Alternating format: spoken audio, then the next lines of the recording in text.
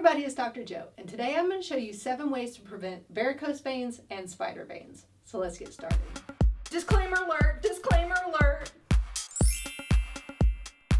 So with varicose veins and spider veins, they happen because we're not getting enough circulation to our legs. The varicose veins are those very thick cord-like veins that pop out of the skin. They're really sometimes tender to the touch, and they're at risk of actually bursting and causing severe bleeding. So those are really scary. Spider veins are the ones that you can see that are the kind of purpley veins that come to the surface. Sometimes it's caused by injury, sometimes it's caused by poor circulation. I do have some at my ankles, so I work on those a lot. So that's kind of the difference. The spider ones aren't quite as scary, but the varicose veins are the ones that kind of pop out and are very cord-like.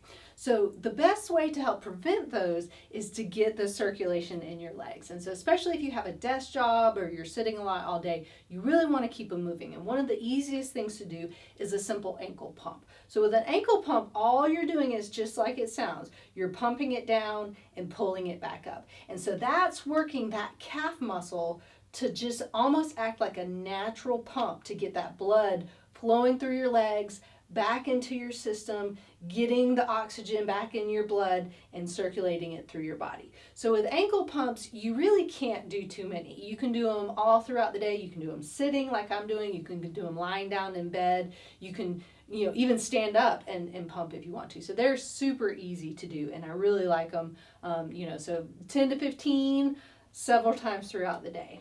So then the next thing is a seated heel-toe raise. So this time it's almost like an ankle pump, but now you're using the floor to give you a little bit of resistance. So you're working those muscles a little bit more. And all it is you're coming up with the heels, and then you're coming back down, and then you're coming up with your toes. So you're just alternating back and forth, just kind of raising those heels, raising those toes. So that's why they're called heel-toe raises. But you're getting a little bit of push off from the floor, a little bit of feedback. So it's working those muscles a little bit more. So another great way to prevent varicose veins and spider veins is using compression stockings, hose, or socks. And so the folks at JOMI Compression sent me their JOMI Compression thigh-high socks. And as you can see, an array of other things. So what's really great about compression hose is it helps get that circulation moving a little bit better with that compression. So if my blood likes to pool down at my legs and I'm not getting a lot of movement, this helps work it back into my system. And so the thigh highs are really nice because they cross over the knees. So sometimes people have swelling and their knees all the way down into their legs, and that's when you can use the thigh highs. Sometimes you just have, it down in the lower part of your legs, and then you can use the knee highs.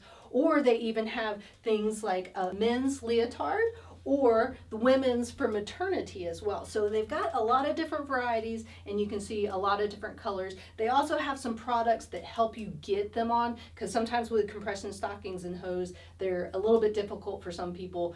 I don't find it too hard, but I help people put them on all the time. So I'm gonna put these on and just kind of show you what they look like real quick. Boink.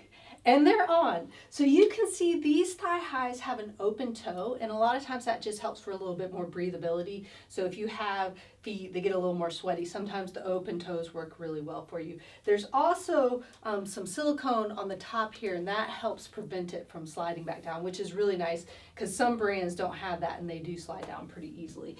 And so I'll show you here on these as well that it has that silicone on there that is really nice. And so what's really, again, great is you can see it comes all the way up to the thigh, so it's crossing over the knees. If you don't have any problems with your knees, those knee-high ones work fine as well. But again, you can go full body and get that great compression. So not only are these great for varicose veins, spider veins, but it also helps with just general fatigue, and then it can also help prevent DVTs, which are those deep vein thrombosis, scary things, and then also even just muscle soreness in general. So it's a great product to use for a variety of different things, but it really helps increase that circulation and protect those veins for those varicose veins and those spider veins. So if you're interested in purchasing any of the JOMI Compression products, make sure and click on the link up there. So now we're going to do some standing stretches and exercise. And it's always good to do some stuff standing so you're getting that body weight resistance. So the next one's going to be a runner stretch, and that stretches out your calf muscle and your Achilles. And so it's really good to get that flexibility in there to help prevent those spider veins and those varicose veins. So if I'm stretching my left side, the pink side, I'm going to put that foot back. I want to keep my heel down and I want to keep my toes pointed forward. Sometimes people want to turn their foot out like that, but then you're not going to get the right stretch. So keep those toes pointed forward, bring the other one forward, and you can bend this knee, but keep this knee locked out straight. So then you're just going to hold on to something. You can do it against a wall, you can hold on to a countertop or to a chair, and you're just going to lean in until you feel that stretch in your calf muscle, but keeping that heel down the whole time. If I bring my heel up, then I'm not stretching that calf anymore. If you need to put the foot further back, you can, and then really get a stretch forward. So since this is a full stretch, you want to hold it for 30 seconds. I like to alternate back and forth just to give each side a rest, so you do 30 seconds on each side. So then the next one is going to be just a single leg heel raise.